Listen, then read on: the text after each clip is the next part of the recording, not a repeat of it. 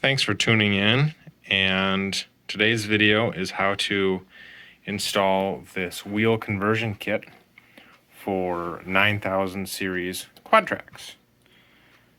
So it converts your Authentics quad into a wheeled 9000 series, in this case 9280, but anything from a 9170, 9180, 9270, 9280, 9370, 9380, or 9390s. It's a relatively simple kit. You'll get this in the mail from my Shapeways store. I'd like to unpackage them. They come in a bubble wrap, unpackage, and then dip in a container of acetone. And what I use is an old pickle jar full of just normal acetone. About 4 or 5 minutes of this just soaking will take the wax that comes from manufacturing off, and then you'll let it air dry, and it'll come to this relatively nice, light, opaque white with a little bit of dust on it. And then this is ready to work on. So a couple tools you'll need to get started is a basic utility knife or X-Acto knife or something like that, a very small Phillips screwdriver, such as this. You'll need to take the tracks off, which can be accomplished a couple ways. You can use something like a Dremel with a cutoff wheel, which I have right here. You could also use like a bandsaw, a hacksaw, or if you have it, one of the nicer wheel pullers. These are very hard to get off. There is large shafts that are pressed on, and these tracks don't come off easy. Basically, the conversion you'll do, besides taking the tracks off, is you'll cut the back fenders off, and the front fenders will unscrew, and you'll cut the axle on the front off. You will also take the middle trunnion piece and trim off this piece and this piece on the left and right side to increase turning radius. These come for child safety. They don't turn very much, but if you cut that off, you can increase the turning radius quite a bit. Basically what the kit comes with is a set of front and rear fenders. So you got your front fenders here, and they replace the track fenders. The kit also comes with a set of rear fenders that replace the stock quad style fenders. It also comes with a new rear axle piece, and this is what the original axle piece, the rear axle assembly, looks like. You'll pull the rear hitch and articulation cylinders off, install them onto this. It also includes a new front axle, which inserts right here. It includes a front and rear weight kit, so you have a new front weight that gets installed on the front. It includes rear weight kits, which are installed on the back, and it also includes a set of lights. The rear lights here are cut off when you cut the fenders off, and same with the fronts. It has lights there, and the quad does not have lights. So let's get started on teardown, and we'll kind of show what goes through the process to turn this into this. My tool of choice to remove the tracks in this case is a Mac, I guess P22A spreader pliers. So you can get that anywhere. It doesn't have to be one of these, but it does have to be pretty heavy duty. Sometimes on normal Erdl tractors, you can just grab both tires and rotate and pull, possibly run hot water over them. That does not work on these. These come apart really hard, like I said. So get yourself one of the pullers, or a saw, or one of these push to spread pliers.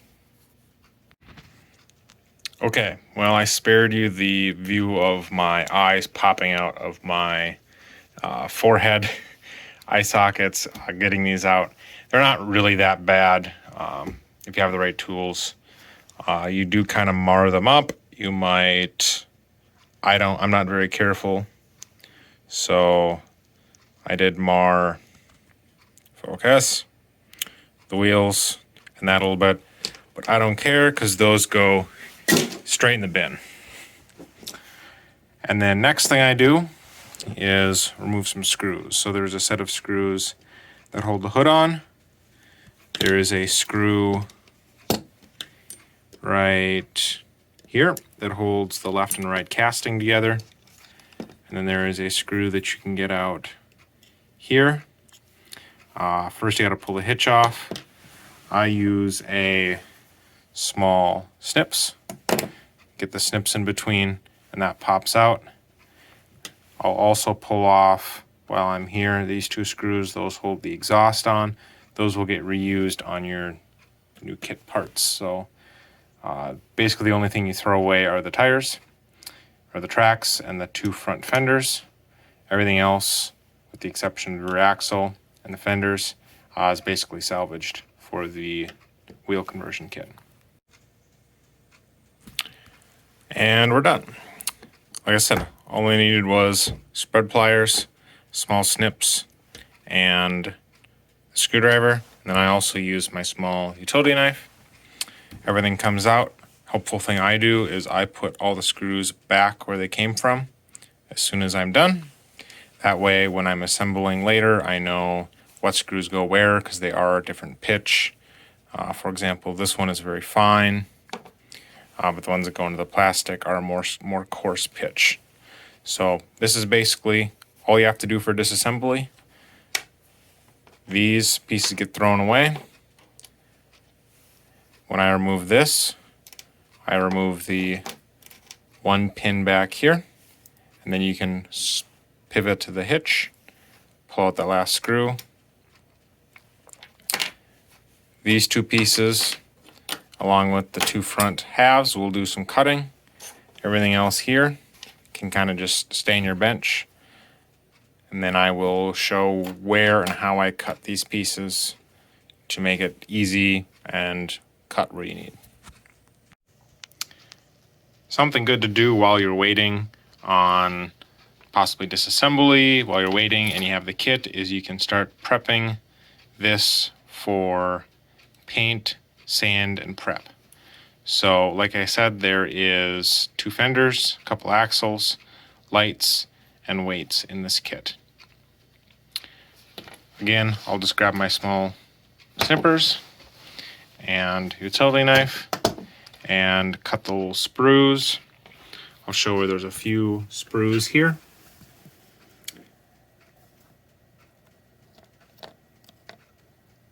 There are sprues located here. And here on the weights. There are sprues that connect the rear axle assembly to the fenders right here. And then the lights are also connected to those. So it can help to take your snips and go in there and just snip.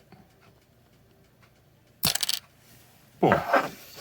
So now your weights are separated, or sorry, your rear axle assembly is separated. And I like to snip right there, and then those can get painted. I do remove them from the tree. And then also things like these sprues here, I'll just break them off with my finger. If they're exposed outside, I'll just take my utility knife, which is right here, and slowly scrape over them. Or I'll just take a small piece of scrap sandpaper, rub over it a little bit, and that's about all the cleanup work you need to do. And there you go. The print is all disassembled. As you can see, the front fenders, your new ones and your old ones, the front axle, the rear axle assembly, your front weight, your rear weights. These are optional. You don't have to install them if you don't want. The lights, and the rear axle assembly like I mentioned, and the fenders. One thing to note with the fenders is that there are almost two sets of trees or sprues. There's a round set on the far front and far rear, and then there is a square peg in the middle. Take your knife and fingernail or whatever and pop those middle ones off. These outside ones you will actually use and drill into the side of the rear axle, kind of frame tank assembly. And those will install into holes that instruct you where the sets, and then that attaches the fender assembly to the center assembly better, and otherwise they fall off pretty easily, and those pegs help align and hold it after they're glued, so if you kind of brush your finger along, they don't fall right off.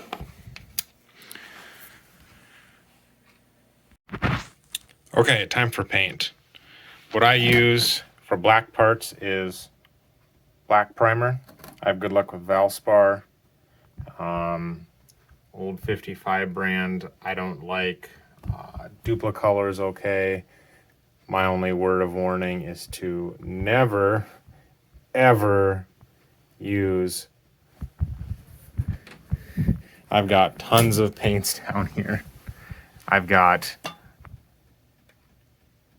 C&H brand, I've got Eggco brand, Van Sickle's okay, but almost every can of Rust-Oleum I own is garbage. It wrinkles, it doesn't stay on, it reacts, it dries slow. I avoid Rust-Oleum at all costs. As you see, I have a lot of paint down here. And how I paint is this paint booth that is vented outside. It's got a vent fan that you can pick up off the Jungle website. Then it's got 4 doors that rotate around so I can paint 4 different colors at one time.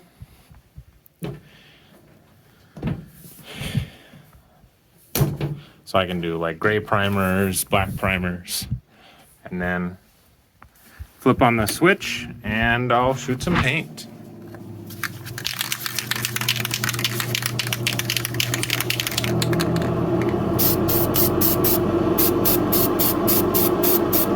And I like making very quick, short sprays back and forth just to get everything kind of a light mist. Make sure you go from many angles. I like painting on cardboard boxes with some aluminum window screen on it. It allows any overspray kind of through, and then it prevents the parts from sticking. This piece is pretty plugged up. I should probably get changed soon, but as you can see, just really quick, short sprays. You don't want to really douse the paint on, you just want a nice kind of light coating, enough to cover everything. Lightly smooth any of the lines from the printing process, and give a good kind of solid base coat for your future paints. I like to use black under black, so black primer on black paint. And then under red, I like to use gray. Under things like yellows, silvers, I like to use white. Sometimes I'll do gray on silver.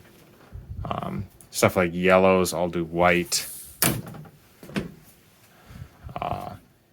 There, that'll be yellow, so this is all white primer.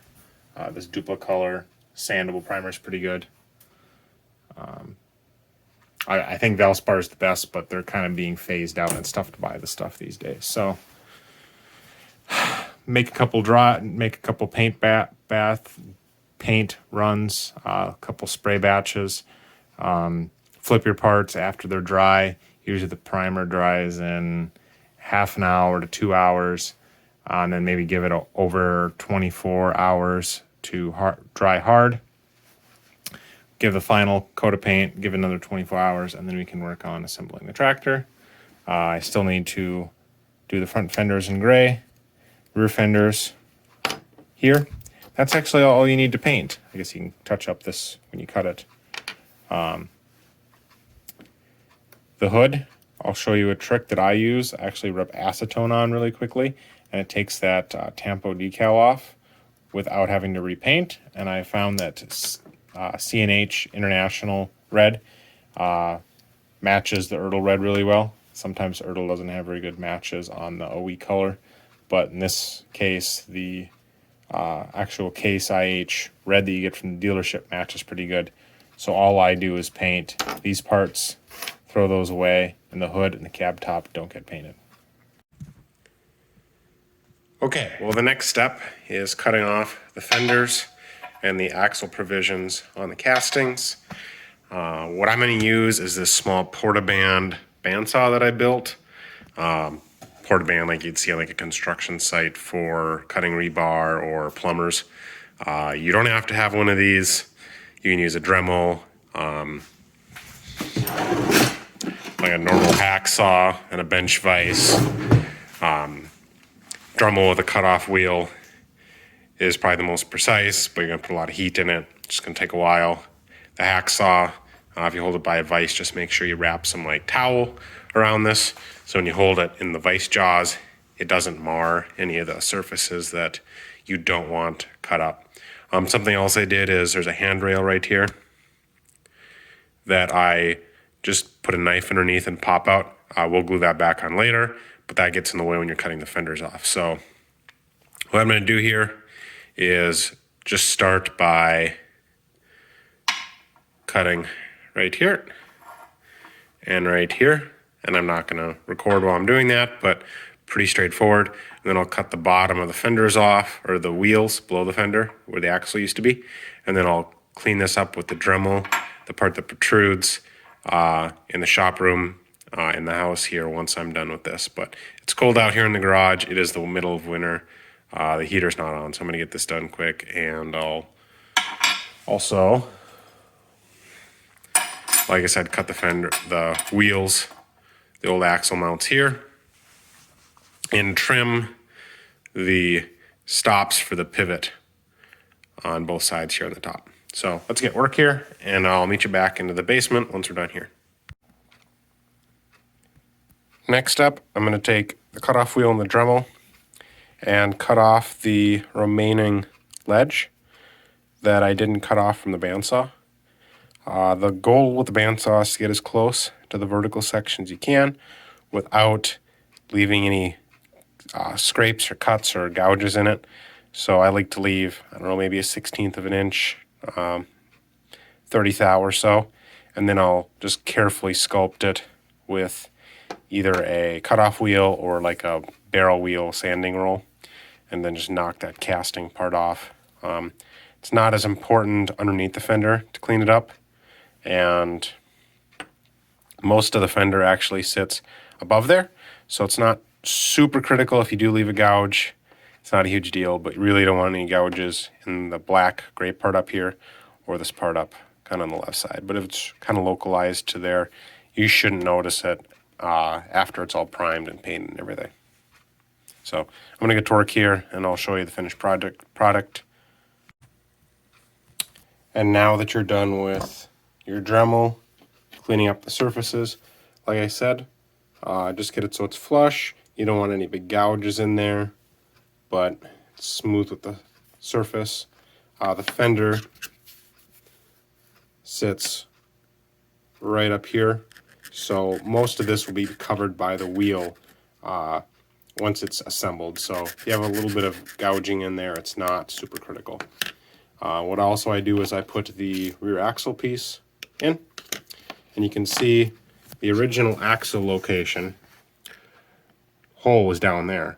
Well, the axle position for the wheel tractor sits up about 1/4 inch or so.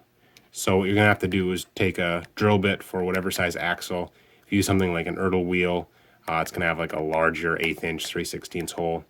If you use something like a more a top shelf tire, spec cast tire. If you go with something like a aftermarket, I guess this is like a Denny's tire. If you go with any of those, that hole will have to be smaller. The axles are the parts here that replace the rear axle. This is drilled to accept a pretty large Ertl axle. Comes small, and it's kind of hollow in the middle, so the outside plate comes small, probably like 60 thousandths, and then you can drill that out, but the inside is kind of expanded, kind of like a pop can. So the inside here is larger. You can just slide your axle in once it's drilled to the size you need. So what I'm going to do here is generally mark on the outside. I'll drill this a couple sizes larger than what I need here. So in this case, I think this is like a 1/16 diameter pin axle. So I'm going to drill maybe about a 70 thousandths instead of a 0.625. I'll drill like a 0.0625. I'll drill like an 0.07 70 thou hole there. That way, if it's off, up or down, it's not a huge deal. Drill that, and then this is a non-painted one, but I have the painted one right here. And then once that's done, I'll show how to test fit the fenders. But the first step is to put the tire and the axle in here.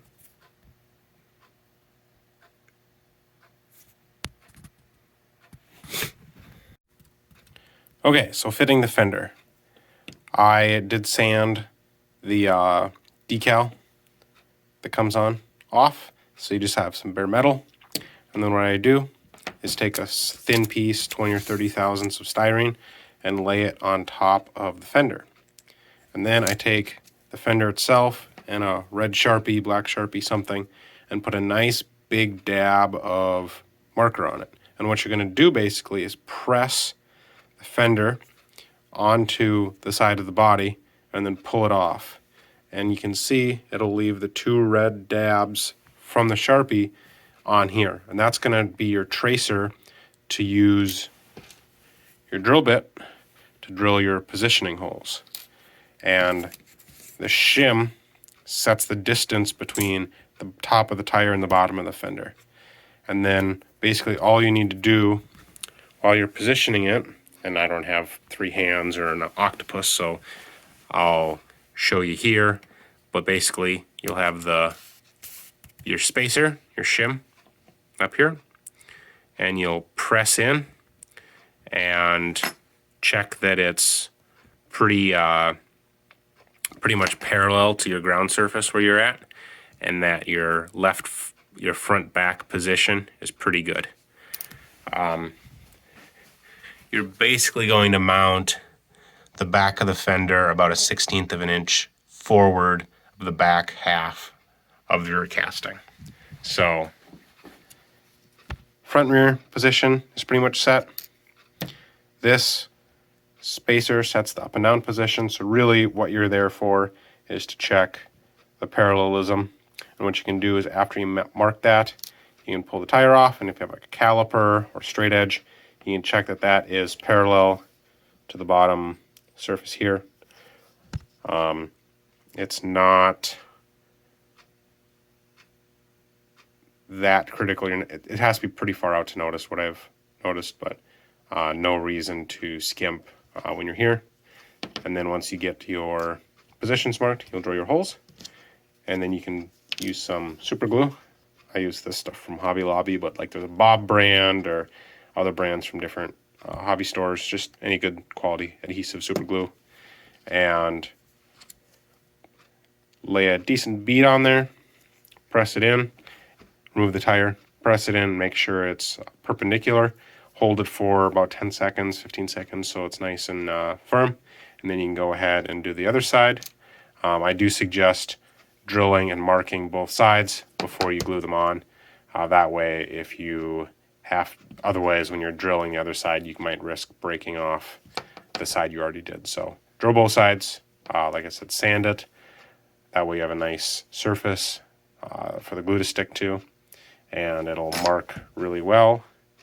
And let's get to work, and I'll show you the finished product. Okay, so the final bit of fit up. Callie the kitty cat's over here to help me. What I do is take the front main halves after the castings are cut off for the old axles, put the new front axle insert on your desired tire, and take your front fender assembly. Kind of loosely fit your front fender assembly into the hole. And what you're going to want to do is find the position forward and back. These don't have the up and down position setting. These fenders, like the back half. I did glue those on, by the way. So the up and down position is set. What you'll kind of have to do is set the front and back position. There is a groove that's left, which this axle generally should fit in, but you are going to have to cut, I'm going to mark it here, you're going to have to cut a slot up and back, and you're likely going to have to cut some on the back. Yeah, Callie, you really want to help, don't you?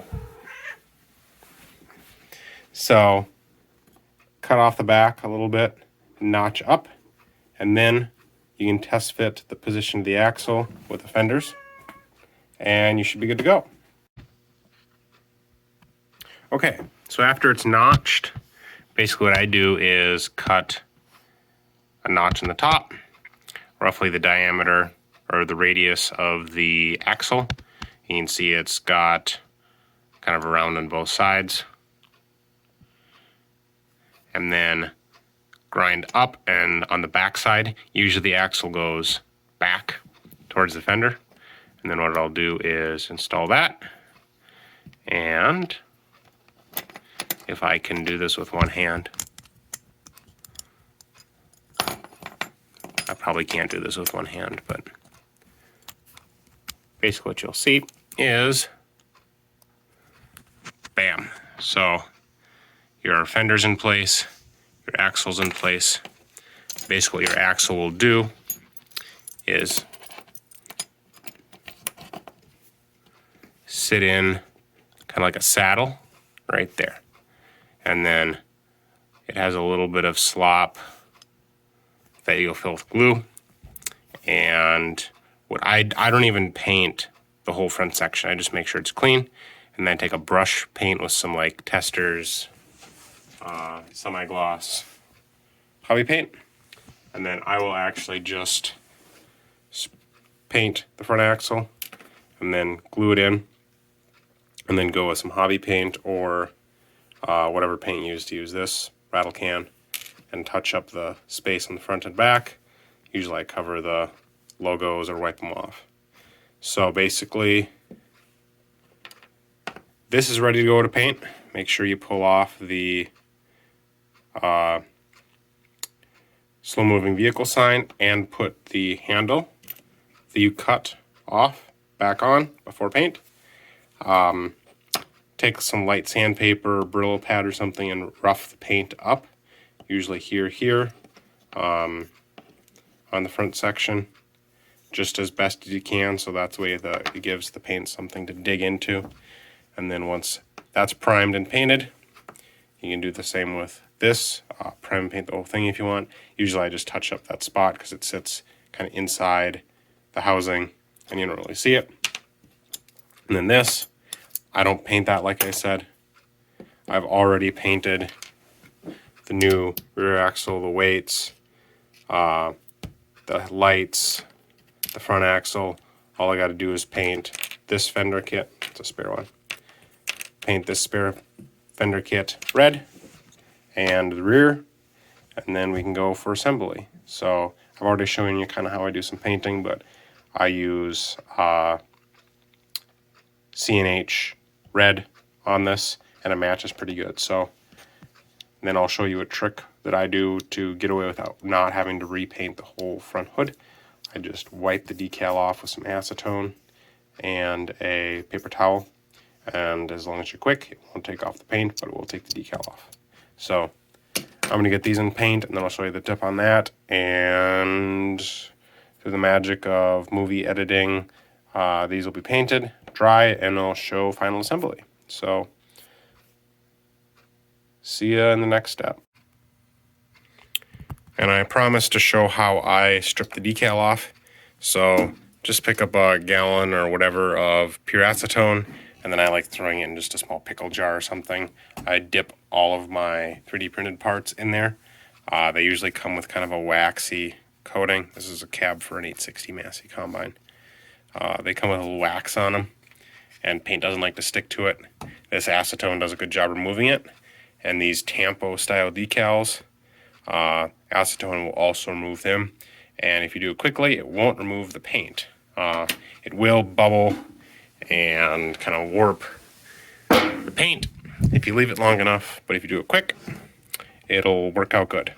So I'm also going to do it over here off the healing mat because it will strip the paint, kind of strip all the fun stuff that you like on the lines and strip that right off. So I'm going to set up a camera bench here, and we'll cover through this. So, you got your paper towel, you got your hood. I'm going to dip here really quick, and then just make a couple wipes, and make sure to pull off the acetone so it doesn't sit on there a long time.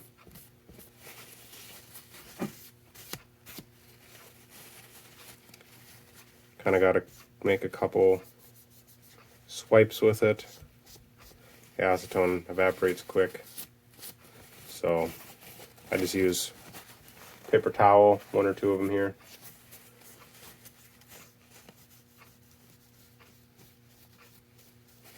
They are multi-layer, so make sure to kind of move around paper towel so you don't reuse something that, like, this one's already pretty loaded with some of the decal. So I'm just going to kind of keep moving around corner to corner. And then wipe it off, and you can see that removed it really well.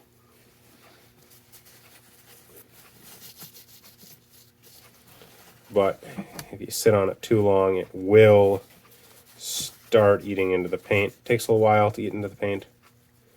It doesn't happen in a second or two, but if you leave it on there, it will. Like I said, it does eat into the paint. Then I take my fingernail and try to get the grooves out too.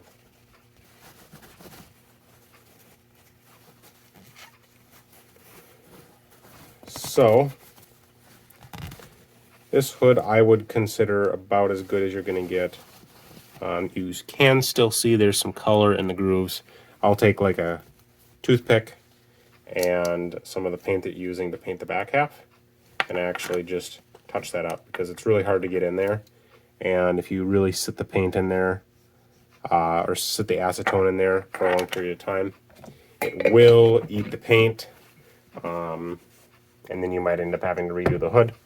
So it's better just to get the nice big flat surfaces, kind of rub your finger over it, look at it in the light, make sure and see if there's any kind of residue that you missed. And then you can just take like a Q-tip or a toothpick and dip it in the paint, and then just fill that groove up, and that'll do what you need. So I'll show that in the next step. But like I said, we gotta wait for our paint booth to dry. So see you at the next step.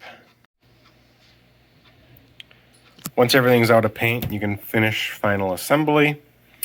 Make sure to put the screws that hold the fenders in on both the left and the right halves.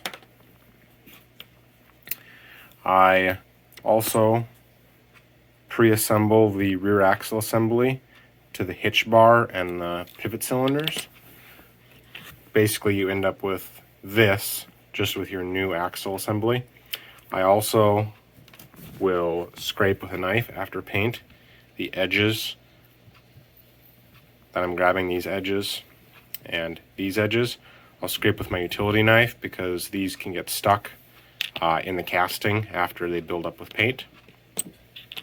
Something else I do is I'll take a drill bit one size up from what these are injection molded as, and I'll ream these cylinders out. They come really tight from Ertl, and I just don't like how tight they steer. And this ABS piece is pretty strong, but the printed plastic isn't quite as strong, so I don't want the cylinders shearing out, so I just drill those out a little bit to make it easier to pivot and reduce the risk of any breaking. So subassemble that, put the screw in. I just take pliers like that, kind of grab that screw or that push pin, kind of rotate it in. You could just like put it down and like tap it in with a hammer, but it's soft paint. I don't really want to do that. Make sure you put your pivot in, and then what you'll basically do is assemble like that, slide that in, kind of at the same time, drop that in. Once that's assembled, you can put the screw in, put the hood on. I also did, like I mentioned, filled that groove with some new paint. Then you can glue the weights on, glue the lights on. Make sure that you put your exhaust pipes back on. And you can put on your decals and your tires, and you're done. So I'm going to skip ahead, wrap up the assembly, and show you the finished product in the next section. And we are finished. Apply the decals, the tires, did a little bit of finish detail painting, like painting the oil cap or the fuel fill cap that already comes painted on the quad. Transferred the decals on along with the decal down on the step that is included on the step there. The exhaust pins right into the fenders like the Ertl version, and you can see the quad does sit up quite a bit, so lower or a little bit, so the wheel version is lowered slightly.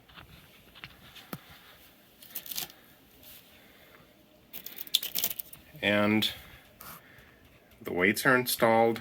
Quick tip on the lights, I'll take a 33 thousandths, 35 thousandths diameter drill bit and ream the paint out. And there's a small peg on the bottom of each mirror or of each light that's simply just insert. So you put a very small dab of glue on, press it in, and these lights stay pretty well finished or pretty well attached. The paint match color is pretty good. You don't really notice the difference between the IH red that you get from CNH and the red that Ertl used. Sometimes they're not very good match, but this is a pretty good match. And the turn radius is increased. One other small update I do while I am assembling them is the front axle. As you can see, it's installed. Has a little bit of bump either side of the frame out to keep the tires from rubbing the frame.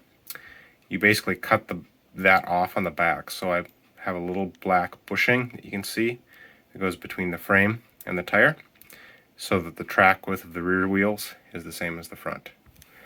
So that is the how-to of installing the update kit to go from tracks to wheels on the 16 or 64 scale Authentics. I can get the kit in my Shapeways store, which I'll put in that box thing below the title. And feel free to ask any questions. Shoot me an email on Shapeways probably if you have any questions on how to do it. And have fun putting together your kit.